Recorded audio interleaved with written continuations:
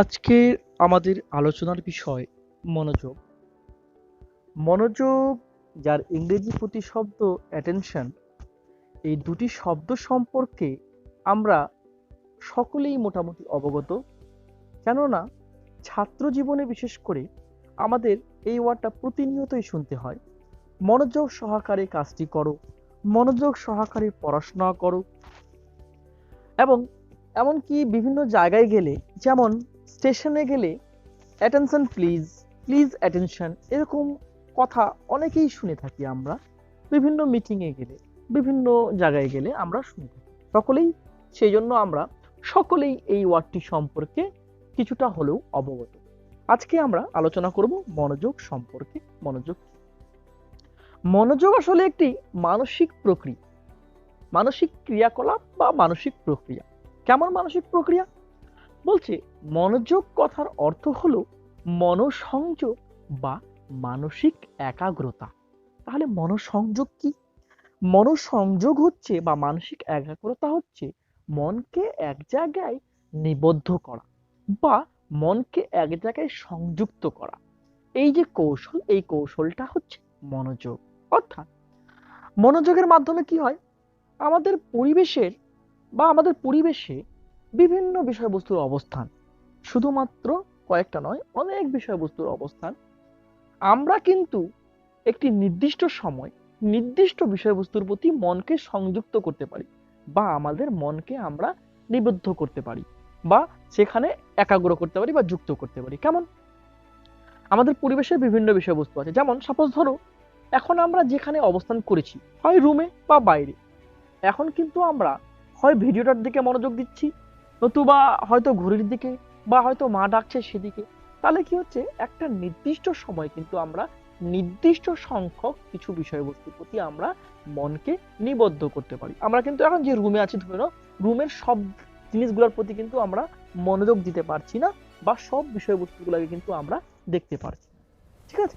তাহলে আমরা যে বিষয়বস্তুটাকে আমরা নির্বাচন করছি, সেই বিষয়বস্তুটা হচ্ছে আমাদের মনোযোগের বিষয়বস্তু। তাহলে আমরা সহজ ভাষায় বলতে পারি যে মনোযোগ হচ্ছে একটি মানসিক ক্রিয়াকলাপ। কেমন মানসিক ক্রিয়াকলাপ? বলছে যার মাধ্যমে আমরা পরিবেশের বা আমাদের চারিপাশের যে সমস্ত বিষয়বস্তুর অবস্থান, সেখান থেকে আমরা কিছু বিষয়বস্তুকে নির্বাচন করি, আমরা সেই বিষয়বস্তুকে নির্বাচন করে আমাদের মনকে সেখানে নিবিষ্ট করি। ঠিক আছে? তাহলে সেটা হচ্ছে মনোযোগ। একটু সহজ করে বললে বলা যেতে পারে, যেমন আমরা অনেকেই চশমা পরি যাদের দূরদৃষ্টিটা একটু দুর্বল, যারা দূরের জিনিস একটু কম দেখতে পায়। এখন প্রায় মোটামুটি সবাই পড়ছে। যারা পড়ে থাকি তারা অনুভব করব, আর যারা পড়িনি তারা হয়তো দেখে থাকবো। অনেক সময় কি হয়, যখন আমাদের চোখে চশমা থাকে না বা যারা চশমা ছাড়া যদি কোনো বিষয়বস্তুকে, দূরের বিষয়বস্তু দেখিয়ে দেয় বা কাছেই যদি কোনো বই থাকে, তখন আমরা কি করি, আমাদের চোখগুলোকে খুবই সংকুচিত করে কি করি, আমরা সেই বিষয়বস্তুটার প্রতি আমরা আমাদের মনকে নিযুক্ত করার চেষ্টা করি বা ফোকাসটাকে আমরা কি করি, সেই বিষয়বস্তুটার প্রতি নিয়ে যাই। এই ফোকাসটাকে একত্রিত করার যে কৌশলটা আমরা কেন করি, কারণ তার দিকে মনোযোগ দিচ্ছি। এই কৌশলটাকেই বা এই প্রক্রিয়াটাকেই আমরা মনোযোগ বলে থাকি। মনোযোগের সংজ্ঞা, মনোযোগে অনেকেই মনোযোগের সংজ্ঞা দিয়েছেন, তার মধ্যে আমরা কয়েকটি সংজ্ঞাকে বেছে নিয়েছি। গিলফোর্ডের মতে ব্যক্তি যে বস্তু পর্যবেক্ষণ করতে চলেছে সেটিকে নির্বাচন করার প্রক্রিয়াই হলো মনোযোগ। তাহলে গিলফোর্ড কি বলছে, যে ব্যক্তি কি বলেছে, ব্যক্তি কে, ব্যক্তি যে বস্তুকে, কাকে, যে বস্তুকে কি করতে চলেছে, পর্যবেক্ষণ করতে চলেছে, সেই প্রক্রিয়াকে বলা হয় মনোযোগ। তাহলে এখানে আমাদের ধাপে ধাপে সংজ্ঞাটি মুখস্থ করতে হবে বা বোঝার চেষ্টা করতে হবে। তাহলে প্রথমত গিলফোর্ডের সংজ্ঞায় কি বলছে, যে ব্যক্তি কে, ব্যক্তি কি করতে চলেছে, পর্যবেক্ষণ করতে চলেছে, কাকে, যে বিষয়বস্তুকে পর্যবেক্ষণ করতে চলেছে, সেই প্রক্রিয়াকে বলা হয় মনোযোগ। এরপরে আমরা রসের সংজ্ঞা, মনোবিদ রস 1951 বলেছিল যে মনোযোগ হলো এমন একটি পদ্ধতি যার দ্বারা বস্তু সম্পর্কে আমরা সুস্পষ্ট ধারণা গ্রহণ করতে পারি। তাহলে রস কি বলেছিল? রস বলেছিল যে মনোযোগ হলো এমন একটি পদ্ধতি যার মাধ্যমে আমরা কি করতে পারি, কোনো বিষয়বস্তু সম্পর্কে সুস্পষ্ট ধারণা বা জ্ঞান অর্জন করতে পারি। এরপর আমরা মনোযোগের বৈশিষ্ট্য আলোচনা করব। মনোযোগের প্রথম বৈশিষ্ট্য হচ্ছে নির্বাচনধর্মী সিলেকশন, অর্থাৎ আমরা এই সম্পর্কে আগেই আলোচনা করেছি যে আমরা পরিবেশের বিভিন্ন বিষয়বস্তুর মধ্যে থেকে যে বিষয়বস্তুকে মনোযোগ দিব সেই বিষয়বস্তুকে আমরা নির্বাচন করে থাকি। সেই জন্য বলা হয় যে মনোযোগ হচ্ছে নির্বাচনধর্মী প্রকৃতি, অর্থাৎ যে বিষয়বস্তুর প্রতি আমরা মনোযোগ দিব সেটাকে আমরা নিজে থেকেই নির্বাচন করি। দ্বিতীয় বৈশিষ্ট্য হলো মনোযোগ হচ্ছে চঞ্চল প্রকৃতি বা চঞ্চলতা, অর্থাৎ কি বলতে পারি যে মনোযোগ হচ্ছে খুবই চঞ্চল প্রকৃতির। কেমন? অর্থাৎ মনোযোগ যে কোনো একটি বিষয়বস্তুর প্রতি দিলে অন্য বিষয়বস্তুর প্রতি আমাদের মনোযোগ চলে যায়, অর্থাৎ আমাদের মনোযোগ এক জায়গায় আমরা একটি বিষয়বস্তুর প্রতি বেশিক্ষণ রাখতে পারি না। সে কি হয়, অন্য বিষয়বস্তুর প্রতি চলে যায়। 5 থেকে 7 সেকেন্ডের বেশি আমরা একটি বিষয়বস্তুর প্রতি আমরা মনোযোগ দিয়ে রাখতে পারি না। তাহলে এবার প্রশ্ন হতে পারে, যদি বা আমরা একটি বিষয়বস্তুর প্রতি 5 থেকে 6 সেকেন্ডের বেশি মনোযোগ দিয়ে থাকতে পারি না, তাহলে অনেকক্ষণ মনোযোগ দিয়ে পড়াশোনা করে থাকি বা অনেক বিভিন্ন কাজ করে থাকি, তাহলে কিভাবে করে থাকি? যদি আমরা বই পড়ার ব্যাপারটি বলি, তাহলে দেখবে যে আমাদের মন কিন্তু বা মনোযোগ কিন্তু কি হয়, একটি ওয়ার্ড থেকে অন্য ওয়ার্ডে স্থানান্তরিত হয়। সেই জন্য কি হয়, মনোযোগটা আমরা অনেকক্ষণ ধরে দিয়ে পড়াশোনা করতে পারি। আসলে মনোযোগ কিন্তু চঞ্চল প্রকৃতির, কিন্তু কি হয়, মনোযোগ এক জায়গা থেকে অন্য জায়গায় স্থানান্তরিত হয় বা অন্য জায়গায় বা অন্য বিষয়বস্তুর প্রতি চলে যায়। সেই জন্য হয় আমরা কি অনেকক্ষণ ধরে মনোযোগ দিয়ে পড়াশোনা করতে পারি। মনোযোগের তৃতীয় বৈশিষ্ট্য হলো বিচরণ, অর্থাৎ মনোযোগ কি একটি বিষয়বস্তু থেকে অন্য বিষয়বস্তু চলে যায়, এটি চঞ্চলতা। কিন্তু কি হয়, আবার অন্য বিষয়বস্তু থেকে পুনরায় সেই বিষয়বস্তুতে ফেরত আসে। মনোযোগের এই ফিরে আসার ঘটনাকেই মনোযোগের বিচলন বলা হয়। তাহলে আমরা কি বলতে পারবো যে মনোযোগের বিচরণ কাকে বলে? মনোযোগ কি হয়, একটি বিষয়বস্তু থেকে অন্য বিষয়বস্তুর প্রতি চলে যায়, এটা হচ্ছে মনোযোগের চঞ্চলতা। কিন্তু কি হয়, মনোযোগ সেই বিষয়বস্তু থেকে পুনরায় সেই বিষয়বস্তুতে ফেরত আসে। এই মনোযোগের ফেরত আসার ঘটনাকে বলা হয় মনোযোগের বিচলন। এরপর যে কথাটি আসে সেটি হচ্ছে মনোযোগের বিদলন বা অসকিলেশন অফ অ্যাটেনশন। কি এর সঙ্গেই যুক্ত? পেন্ডুলাম, ঘড়িতে যে পেন্ডুলাম দুলে সেটা কি হয়, একটা নির্দিষ্ট জায়গা থেকে আবার একটা অন্য জায়গায় যায়, আবার ঠিক সেই জায়গায় চলে আসে, আবার ঠিক কিন্তু সেই জায়গায় যায়। অনেক ক্ষেত্রে কি হয়, আমরা টিভি দেখছি আবার খাবার খাচ্ছি। মহিলারা কি করে, উলবনে আবার টিভি দেখে উলবনে, দুটো কাজ কিন্তু একসঙ্গেই করে। আমরা কি দুটো বিষয়বস্তুর প্রতি একসঙ্গে মনোযোগ দিই? না। সেই ক্ষেত্রে কি হয়, আমাদের মনোযোগ একটি বিষয়বস্তু থেকে অন্য একটি বিষয়বস্তুতে কি হয়, যাতায়াত করে, মানে সেখানে যায় আবার সেখানে ফিরে আসে আবার সেখানে যায়। এই যাতায়াতের যে ঘটনা বা যাওয়া আসার যে এই প্রক্রিয়াটা, একেই বলা হয় বিদলন বা অসকিলেশন অফ অ্যাটেনশন। এরপর আসে মনোযোগের পরিসর, অর্থাৎ কতটা জায়গা জুড়ে সেই জিনিসটা আছে। কোনো নির্দিষ্ট ব্যক্তি একবার মাত্র মনোযোগ দিয়ে যতগুলি বিষয় প্রত্যক্ষ করতে পারে বা মনে রাখতে পারে, সেটাকে সেই ব্যক্তির মনোযোগের পরিসর বলা হয়ে থাকে। মনে রাখতে হবে, মনোযোগের পরিসর কিন্তু ব্যক্তিভেদে ভিন্ন। আমি একবার মনোযোগ দিয়ে কটি বিষয় মনে রাখতে পারবো, অন্যজন কিন্তু অন্য কয়েকটি বিষয় মনে রাখতে পারে। অর্থাৎ আমি যদি 4টি বিষয়, সে হয়তো 5টি বিষয় মনে রাখতে পারে বা 6টি বিষয় মনে রাখতে পারে। তাহলে সেই ক্ষেত্রে আমরা বলতে পারি যে মনোযোগের, কি বললাম, যে মনোযোগের পরিসরটা কিন্তু ব্যক্তিভেদে ভিন্ন হয়ে থাকে। তাহলে মনোযোগের পরিসর কোনটা? অর্থাৎ একবার মনোযোগ দিয়ে কোনো ব্যক্তি কতগুলি বিষয় মনে রাখতে পারে, সেটা হচ্ছে মনোযোগের পরিসর। ধরো এখন কারো রুমে ক্যালেন্ডার আছে, এবার ক্যালেন্ডার দিকে তাকাও। এবার ক্যালেন্ডার দিকে তাকালে দেখবে যে আমি যদি হট করে বলি যে জানুয়ারিতে দেখো তো 5 তারিখ কোন বার পড়ছে, ডিসেম্বরে দেখো তো 2 তারিখ কোন বার পড়ছে, দুটোই কিন্তু একসঙ্গে দেখা যাবে না। তাহলে কটা দেখা যাবে? যে কটা তুমি দেখতে পারবে বা যে কটা তুমি প্রত্যক্ষণ করতে পারবে একবারে মনোযোগ দিয়ে, তাহলে সেই কটি হলো তোমার মনোযোগের পরিসর। তো সেই জন্য বলা হয় যে মনোযোগের পরিসর ব্যক্তিভেদে ভিন্ন হয়ে থাকে। মনোযোগের পরিসর পরিমাপ করা হয় টেচিস্টোস্কোপ যন্ত্রের সাহায্যে, ঠিক যেমন মনোযোগের বিচলন পরিমাপ করা হয় ম্যাসনটিক্স যন্ত্রের সাহায্যে। তাহলে একটা কিন্তু শর্ট প্রশ্ন যে মনোযোগের পরিসর কি দ্বারা পরিমাপ করা হয়, স্পেন অফ অ্যাটেনশন। তাহলে মনোযোগের পরিসর পরিমাপ করা হয় টেচিস্টোস্কোপ যন্ত্রের সাহায্যে। এরপর মনোযোগ ইতিবাচক ও নেতিবাচক, মানে পজিটিভ এবং নেগেটিভ। মনোযোগের দুটি দিক, একটি হচ্ছে ইতিবাচক এবং একটি হচ্ছে নেতিবাচক। আমরা যেই সময় যে বিষয়বস্তুগুলোর প্রতি মনোযোগ দিয়ে থাকি সেই বিষয়বস্তুগুলো হচ্ছে আমাদের কাছে ইতিবাচক বা পজিটিভ, এবং যেগুলোর প্রতি মনোযোগ দিই না একটি নির্দিষ্ট সময়, যেগুলোর প্রতি দিই না সেগুলো হচ্ছে নেগেটিভ বা নেতিবাচক। সাপোজ আমাকে বাড়ি থেকে মা ডাকছে, আবার বাইরে আবার কেউ ডাকছিল, আমি মায়ের কথা শুনতে পেরেছি কিন্তু আমার বাইরে আমার বন্ধু ডাকছিল, সেই কথাটা আমি শুনতে পারি। তাহলে মায়ের কথাটা শুনতে পেরেছি, মনোযোগ দিয়েছি, তার মানে সেই বিষয়বস্তুটি হচ্ছে ইতিবাচক, এবং যে কথাটি শুনতে পারিনি বা যে বিষয়টি শুনতে পারিনি বা যার প্রতি আমরা মনোযোগ দিইনি সেটি হচ্ছে নেতিবাচক। তাহলে আমরা যে বিষয়বস্তুগুলোর প্রতি মনোযোগ দিই একটি নির্দিষ্ট সময় সেটা হচ্ছে ইতিবাচক, আর যেগুলো বাদ পড়ে যায় অর্থাৎ যাদের দিকে আমাদের মনোযোগ যায় না সেই সময় কিন্তু সেটা হচ্ছে নেতিবাচক। তাহলে নেগেটিভ এবং পজিটিভ মনোযোগের দুই দিক। এরপর আসে নতুনত্ব।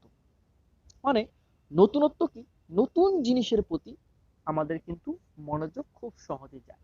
তাহলে মনোযোগের একটা বৈশিষ্ট্যই কিন্তু হচ্ছে নোভেলটি বা নতুনত্ব। নতুন জামা কাপড়, নতুন বন্ধু বান্ধব, নতুন মানুষজন, নতুন জায়গায় ঘুরতে যাওয়া, সব জায়গায় কিন্তু আমাদের একটা কি থাকে, মনোযোগ যাওয়ার একটা প্রক্রিয়া থাকে, অর্থাৎ আমাদের মনোযোগ কিন্তু সেই বিষয়বস্তুর প্রতি খুব সহজেই চলে যায়। এরপর মনোযোগের স্তর, অভ্যাস, আকার, গঠন, এই সমস্ত হচ্ছে মনোযোগের বৈশিষ্ট্য। যেমন মনোযোগে দুই ধরনের স্তর লক্ষ্য করা যায়, কেন্দ্রীয় স্তর এবং প্রান্তীয় স্তর। অর্থাৎ যে বিষয়বস্তুকে আমরা মনোযোগ দিয়ে থাকি সেই বিষয়বস্তুটাকে আমরা কেন্দ্রীয় স্তরে নিয়ে যাই। মনোযোগের শ্রেণীবিভাগ বা প্রকারভেদ বা টাইপস অফ অ্যাটেনশন। মনোযোগকে সাধারণত তিন ভাগে ভাগ করা হয়: ইচ্ছা নিরপেক্ষ মনোযোগ, নন ভলিশনাল যেটা, ইচ্ছা প্রণোদিত ভলিশনাল অ্যাটেনশন, এবং অভ্যাসগত মনোযোগ হ্যাবিচুয়াল অ্যাটেনশন। এই তিনটি সম্পর্কে বিস্তারিত আলোচনা করব। যেমন ইচ্ছা নিরপেক্ষ মনোযোগ, এক্ষেত্রে কি হয়, নিরপেক্ষ মানে কি, আমাদের ইচ্ছা আমরা দিই না, ইচ্ছা দিয়ে মনোযোগ দিই না। অনেক ক্ষেত্রে কি হয়, আমরা পড়াশোনা করছি, পড়াশোনা করতে করতে বাইরে কোনো টায়ার বাস্ট হলো বা কোনো বাজ ফাটলো, তাহলে কি হয়, আমাদের মনোযোগটা সেই দিকে চলে যায়।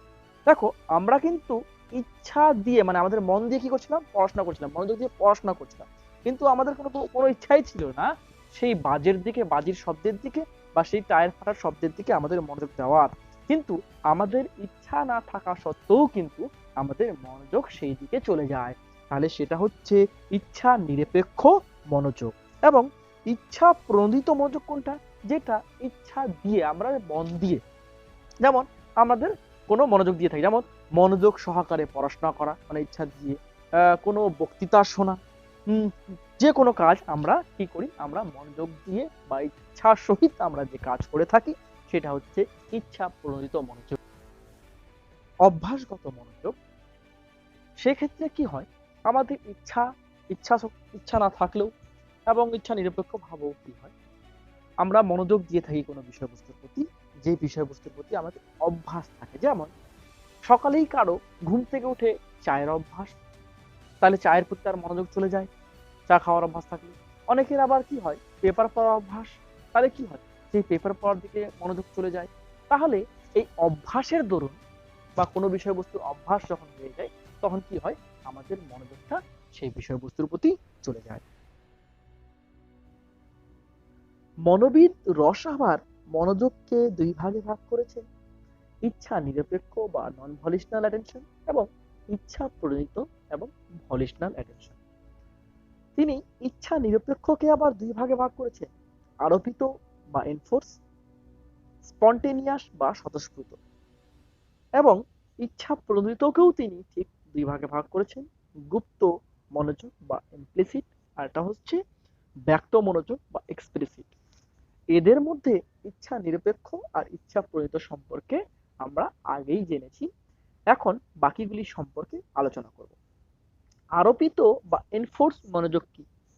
বলছে আরোপিত বা এনফোর্স মনোযোগ সাধারণত ইনস্টিংক্ট বা প্রবৃত্তির সঙ্গে যুক্ত, বা মানুষের যে সহজাত ক্ষমতা বলতে পারি বা সহজাত যে বুদ্ধিটা তার সঙ্গে যুক্ত। কেমন প্রবৃত্তি? কেমন? যেমন ঠিক বলছে খাওয়ার প্রবৃত্তি, খিদে প্রবৃত্তি। ঠিক যেমন খিদে পেলে কোনো খাওয়ার বিষয়বস্তুর প্রতি মনোযোগ চলে যাওয়াটাকে বলা হয় আরোপিত মনোযোগ। আরো যদি বলতে পারি, যেমন শিশুর কান্না, যদি কোনো শিশু কানে, মায়ের কাছে যদি সেই অ্যাটেনশনটা চলে যায় বা মনোযোগটা চলে যায়, বা সেই মায়ের যদি মনোযোগটা সেদিকে যায়, তাহলে সেই ধরনের মনোযোগটা হচ্ছে কি বললাম, আরোপিত বা এনফোর্স মনোযোগ। স্পন্টেনিয়াস বা স্বতঃস্ফূর্ত কোনটা? স্বতঃস্ফূর্ত বা স্পন্টেনিয়াস বলছে সেন্টিমেন্টের সঙ্গে সাধারণত। সেন্টিমেন্টের ধরুন যখন কোনো বিষয়বস্তুর প্রতি আমাদের মনোযোগ চলে যায়, তাহলে সেটাকে স্পন্টেনিয়াস বা স্বতঃস্ফূর্ত বলে। কেমন? যখন কোনো, যেমন দেশাত্মবোধ, দেশের প্রতি একটা সেন্টিমেন্ট আছে, দেখা যায় দেশের প্রতি কেউ দুর্নাম করছে বা কোনো কিছু বলছে, তাহলে মনোযোগটা সেদিকে চলে যায়। আমার বন্ধুর প্রতি বা আমার ভাইয়ের প্রতি বা আমার পরিবারের প্রতি আমার একটা সেন্টিমেন্ট আছে, এবার আমার সেন্টিমেন্টের প্রতি যদি কেউ সেই ভালো লাগার মানুষদের প্রতি যদি কেউ কিছু বলে, তাহলে কি হয়, আমাদের মনোযোগটা সেদিকে চলে যায়। তাহলে সেটা হচ্ছে স্পন্টেনিয়াস বা স্বতঃস্ফূর্ত মনোযোগ। এরপর গুপ্ত মনোযোগ বা ইমপ্লিসিট। গুপ্ত মনোযোগ কোনটি? বলছে গুপ্ত মনোযোগ যে বিষয়বস্তুর প্রতি একবার মনোযোগ দেওয়ার চেষ্টা করলেই আমাদের মনোযোগটা সেই বিষয়বস্তুর প্রতি চলে যায়। একবার দৃঢ়তার সঙ্গে মনোযোগ দেওয়ার চেষ্টা করলেই কিন্তু সেই বিষয়বস্তুর প্রতি আমাদের মনোযোগটা চলে যায়। তাহলে সেই বিষয়বস্তুকে বলা হয় ইমপ্লিসিট। উল্টো, তার ঠিক উল্টো হচ্ছে এক্সপ্লিসিট বা ব্যক্ত মনোযোগ। ব্যক্ত মনোযোগ কোনটা? হচ্ছে বারবার যখন কোনো বিষয়বস্তুর প্রতি মনোযোগ দেওয়ার প্রয়োজন হয়, তখন সেই বিষয়বস্তুকে বলা হয় ব্যক্ত মনোযোগ বা এক্সপ্লিসিট। যেমন এই দুটোই কিন্তু ইচ্ছা প্রণোদিত, অর্থাৎ আমাদের ইচ্ছা দিয়ে আমাদের মনোযোগ দিতে হবে। ঠিক যেমন সামনে পরীক্ষা, পড়তে বসেছ, কিন্তু পাশের বাড়িতে কোনো অনুষ্ঠান হচ্ছে, তাহলে কি হচ্ছে, পড়ার জন্য তোমাকে বারবার সেই দিকে মনোযোগ দিতে হচ্ছে, পড়ার দিকে বারবার মনোযোগ দিতে হচ্ছে। সেই বিষয়বস্তুটা হচ্ছে গুপ্ত মনোযোগে, ব্যক্ত মনোযোগের বা এক্সপ্লিসিট মনোযোগের অন্তর্ভুক্ত। মনোযোগের নির্ধারক, ডিটারমিনেন্টস অফ অ্যাটেনশন। তাহলে নির্ধারক কি? বলছে আমরা কোনো বিষয়বস্তুর প্রতি মনোযোগ, আমরা পরিবেশে তো অনেক বিষয়বস্তু আছে, আমরা সেই বিষয়বস্তুর প্রতি মনোযোগ কেন দিলাম, সেই মনোযোগ দেওয়ার কারণটা কি, অর্থাৎ সেই বিষয়বস্তুর প্রতি আমরা যে কারণে মনোযোগ দিয়েছি তার কারণটাকেই বলা হয় মনোযোগের নির্ধারক। মনোযোগের নির্ধারককে দুই ভাগে ভাগ করা বা দুই রকমের হতে পারে। একটা হচ্ছে বাহ্যিক বা বস্তুগত নির্ধারক, যাকে বলা এক্সটার্নাল, বাইরের। একটা হচ্ছে অভ্যন্তরীণ বা ব্যক্তিগত বা ইন্টারনাল ডিটারমিনেন্টস। কেমন? বলছি অর্থাৎ দুই রকম ভাবে আমরা সেই বিষয়বস্তুর প্রতি আমরা মনোযোগ দিচ্ছি, দুটি কারণে দিয়েছি। হয় একটা বাহ্যিক কারণে, অর্থাৎ সেই বস্তুটার কারণে আমি তার প্রতি মনোযোগ দিয়েছি। আরেক ধরনের কারণ কি হতে পারে, আমার অভ্যন্তরীণ কোনো কারণ আছে, সেই কারণে আমি সেই বিষয়বস্তুটার প্রতি মনোযোগ দিয়েছি। বস্তুগত নির্ধারক, যেমন এক নম্বর তীব্রতা, অর্থাৎ সেই বিষয়বস্তুটার প্রতি আমরা মনোযোগ দিয়েছি কেন, কারণ সেই বিষয়বস্তুটা তীব্র। যেমন তীব্র গন্ধ, তীব্র আলোর প্রতি আমাদের মনোযোগ চলে যায়। রাস্তা দিয়ে হাঁটছি, রাস্তা দিয়ে হাঁটার সময় কিন্তু আমরা অনেক কিছুকেই দেখেছি, সবকিছু কিন্তু হয়তো সবকিছু বিষয়বস্তুর প্রতি আমাদের মনোযোগ যায়নি। এবার হট করে দেখা গেছে দূর থেকে একটা খুব তীব্র আলো চোখে ভেসে আসে, তাহলে কি হচ্ছে, মনোযোগটা সেই বিষয়বস্তুর প্রতি আমাদের চলে যায়। এরপর বিস্তৃতি, অর্থাৎ যে বিষয়বস্তুটার বিস্তৃতি যেমন হবে, বিস্তার যেমন হবে, সেই বিষয়বস্তুর প্রতি আমাদের মনোযোগ সহজে চলে যাবে। পুনরাবৃত্তি, অর্থাৎ কোনো বিষয়বস্তু যদি বারবার আমাদের সামনে পুনরাবৃত্তি করা হয়, তাহলে কি হয়, আমাদের মনোযোগ সেই দিকে চলে যায়। একবার কেউ ডাকছে আমাদের, সেই দিকে কিন্তু আমার মনোযোগ যাচ্ছে না, কিন্তু বারংবার যদি কেউ আমাদের ডাকে, তাহলে কি হবে, আমাদের মনোযোগটা সেই দিকে যাবে। এমন অনেক সময় অনেক গান লক্ষ্য করা যায়, নর্মাল ভাষায় যদি আমরা বলতে পারি, অনেক গান আমরা কিন্তু শুনি বা মনোযোগ যায় না, কিন্তু দেখবে অনেক সময় গানটা আমার পছন্দ নয়, কিন্তু যদি বারবার কোনো ব্যক্তি সেই গানটাকে রিপিট করে বা পুনরাবৃত্তি করে, তাহলে কিন্তু কি হবে, আমাদের মনোযোগটা সেই দিকে চলে যাবে। তাহলে সেই কেন চলে যায়, কারণ পুনরাবৃত্তি, বারবার পুনরাবৃত্তি হওয়ার জন্য আমাদের মনোযোগটা সেই দিকে চলে যায়। এরপর আসে পরিবর্তনশীলতা, অর্থাৎ কোনো বিষয়বস্তু হঠাৎ করে যদি পরিবর্তনশীল হয়, তাহলে কি হয়, ক্লাসে আমরা সবাই বসেছিলাম, একটা একটা পরিবেশ ছিল, হট করে একজন কেউ উঠে চলে গেল, তাহলে কি হলো, আমার সেই দিকে মনোযোগটা চলে গেল। প্রোগ্রাম দেখছিলাম, প্রোগ্রাম মধ্যে শিল্পীরা গান করছিলেন, সেই শিল্পীদের মধ্যে থেকে একজন শিল্পী হট করে উঠে চলে গেল, অর্থাৎ কি, যে পরিবেশটা ছিল তার পরিবর্তন হলো। তাহলে কি হলো, পরিবর্তনশীল পরিবেশের জন্য আমাদের কি হলো, মনোযোগটা সেই দিকে চলে গেল। আরো বলতে পারি গোপনীয়তা। গোপন বিষয়বস্তুর প্রতি কিন্তু, বা গোপনীয় কোনো বিষয়বস্তু জানার কিন্তু আমাদের কৌতূহল সারা জীবন, সারা জীবনে কিন্তু আমরা কি করি, গোপন বিষয়বস্তু জানতে পারি, জানতে চাওয়ার চেষ্টা করি, কিউরিয়াসিটি কিন্তু আমাদের খুব। সাধারণত দেখবে যে গোপন কোথায় কি বলছে না বলছে, সেদিকে কিন্তু আমাদের মনোযোগ সহজে চলে যায়। এরপর নতুনত্ব, অর্থাৎ কি, নতুন জামা কাপড়, নতুন বন্ধু বান্ধব, নতুন স্কুল, নতুন জায়গা, সমস্ত কিছুর প্রতি কিন্তু আমাদের সহজে মনোযোগ চলে যায়। সেজন্য এটা হচ্ছে একটা নির্ধারক, কার, বস্তুগত নির্ধারক মনোযোগের। স্পষ্টতা কি হয়, নোংরা জিনিসের চেয়ে স্পষ্ট জিনিস, বা অস্পষ্ট জিনিসের চেয়ে স্পষ্ট জিনিস কি হয়, আমাদের সহজে আকর্ষণ করে, বা আমাদের মনোযোগটা সহজে সেদিকে চলে যায়। অস্পষ্ট হাতের লেখার চেয়ে স্পষ্ট হাতের লেখার দিকে আমাদের মনোযোগ কিন্তু সহজে চলে যায়। ব্যক্তিগত নির্ধারণ, অর্থাৎ আমার ব্যক্তিগত কি কারণে আমি সেই বিষয়বস্তুটার প্রতি মনোযোগ দিচ্ছি। যেমন আমার সেই বিষয়বস্তুর প্রতি আগ্রহ থাকতে পারে, আমার সেই বিষয়বস্তুর প্রতি আগ্রহ আছে, আমি বলে সেই বিষয়বস্তুর প্রতি মনোযোগ দিচ্ছি। যেমন প্রায়শই আমরা টিভিতে দেখি, যার যে বিষয়বস্তুর প্রতি আগ্রহ, যার টিভি দেখার সময়, যার বাড়িতে সিরিয়াল দেখার প্রতি আগ্রহ, সে সেই দিকে মনোযোগ দেয়। যার খেলার প্রতি আগ্রহ, যেমন নিউজ পেপার নিলে কেউ বা দেখে প্রথমে খেলার খবর, কেউ বা প্রথমে বিজনেসের, কেউ বা রাজনীতির, হ্যাঁ, বিভিন্ন ধরনের, কেউ বা রাশি দেখে। তাহলে কি হচ্ছে, যার যেদিকে আগ্রহ সেই সেই দিকে মনোযোগ দিয়ে থাকে। এরপর প্রবৃত্তি, যেটা হচ্ছে সহজাত ক্ষমতার দরুন বা প্রবৃত্তির দরুন, যেমন খিদে পেলে খিদের দরুন, বা তোমার আবেগের দরুন, তাহলে কি হয়, আমরা সেই দিকে মনোযোগ দিয়ে থাকি, আবেগের দরুন। মেজাজ, অনেক সময় মেজাজের দরুনও কিন্তু, আমাদের মেজাজ যখন ভালো থাকে আমরা ভালো বিষয়বস্তুর প্রতি মনোযোগ দিই, মেজাজ যখন খারাপ থাকে তাহলে কিন্তু আমরা কোনো বিষয়বস্তুর প্রতি মনোযোগ দিতে চাই না। সেন্টিমেন্ট, সেন্টিমেন্টের দরুন, এই যে দেশাত্মবোধ আমরা আলোচনা করেছিলাম, যে যে যার যে বিষয়বস্তুর প্রতি আমাদের সেন্টিমেন্ট আছে, সেই বিষয়বস্তুর প্রতি আমাদের মনোযোগ চলে যায়। যেমন সাপোজ ধরে নাও, স্কুলে দৌড় প্রতিযোগিতা হচ্ছে, সেই প্রতিযোগিতায় আমার ভাইও অংশগ্রহণ করেছে এবং তোমার ভাই অংশগ্রহণ করেছে। এবার সেই দৌড় প্রতিযোগিতায় দৌড়তে দৌড়তে আমার ভাই পড়ে গেছে, তাহলে মনোযোগটা কোন দিকে যাবে, আমার দুজনই পড়ে গেছে, তাহলে মনোযোগটা কোন দিকে যাবে, আমার মনোযোগটা আমার ভাইয়ের দিকে যাবে। কেন, সেখানে আমার একটা সেন্টিমেন্ট কাজ করছে। তাহলে একটা সেন্টিমেন্ট। অভ্যাস, আমরা আগেই আলোচনা করেছি যে অভ্যাসের দরুন, কোনো কাজের দরুন আমাদের মনোযোগ সেদিকে চলে যায়। অভিজ্ঞতা, পূর্ব অভিজ্ঞতার দরুন, দার্জিলিং ঘুরতে গেছিলাম, দার্জিলিং এ ঘুরতে গিয়ে আমার অভিজ্ঞতা দারুণ, আমার খুব ভালো লেগেছে। এরপর দেখা গেছে পাশে কেউ গল্প করছে দার্জিলিং যাওয়ার, তো আমার মনোযোগটা কি হয়, হট করে সেদিকে চলে যায়। কারণ কি, দার্জিলিং যাওয়ার একটা আমার পূর্ব অভিজ্ঞতা আছে। হ্যাঁ, কি বলছিস, দার্জিলিং যাওয়ার কথা বলছিস, বাহ খুব ভালো, বেশ জায়গাটা খুব দারুণ, খুব সুন্দর। তাহলে কি হয়, আমাদের সেদিকে মনোযোগটা চলে যায়। এরপর যেটা হচ্ছে জীবন দর্শন, অর্থাৎ কারো লাইফস্টাইল দেখে আমরা কিন্তু সেদিকে আমার মনোযোগ চলে যায়। বাহ, ব্যক্তিটা খুব ভালো, তো খুব ভালো কাজ করছে, অমুক পাড়ার দাদাটা খুব ভালো, খুব ভালো কাজ করে, খুব ভালো আর্ট করে, উনি খুব ভালো মানুষ।